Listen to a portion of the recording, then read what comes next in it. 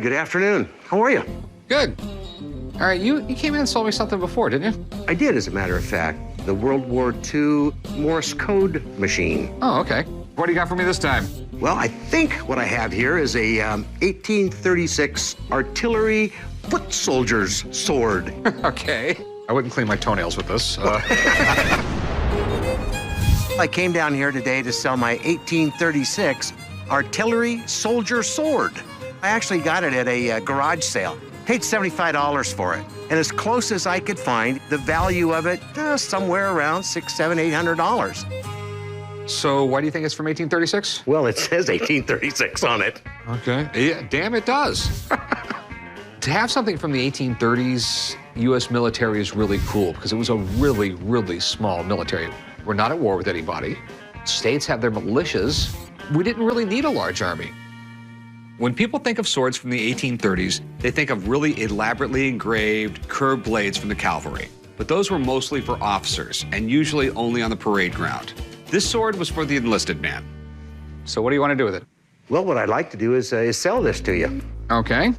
If this is from the 1830s, it could be really rare. But they use these in the military from like the 1830s all the way up to like the 1880s.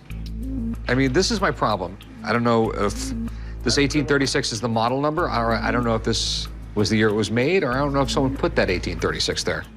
Our army in the 1830s numbered only in the thousands. Go forward less than 30 years to the Civil War, and you're talking millions of soldiers. So the date is going to tell me how rare it is, and that's a huge part of the value.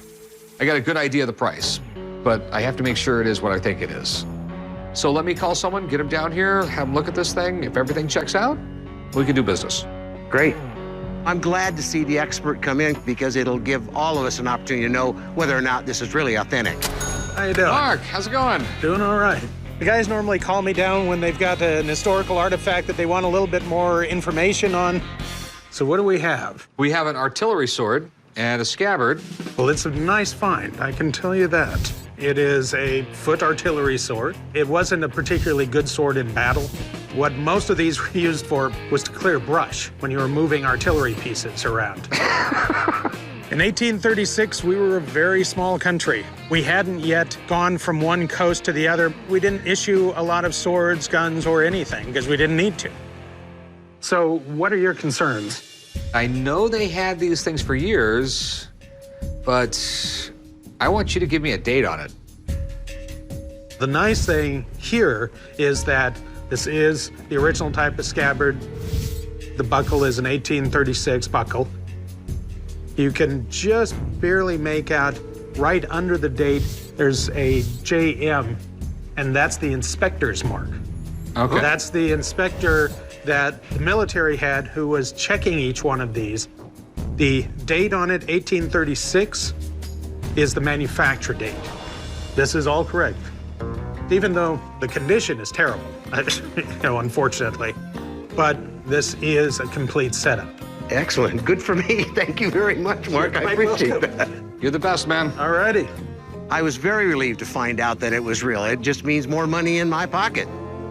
All right, now that I know it's from 1836, they're going for like $700 or $800. Let me give you $400 for it.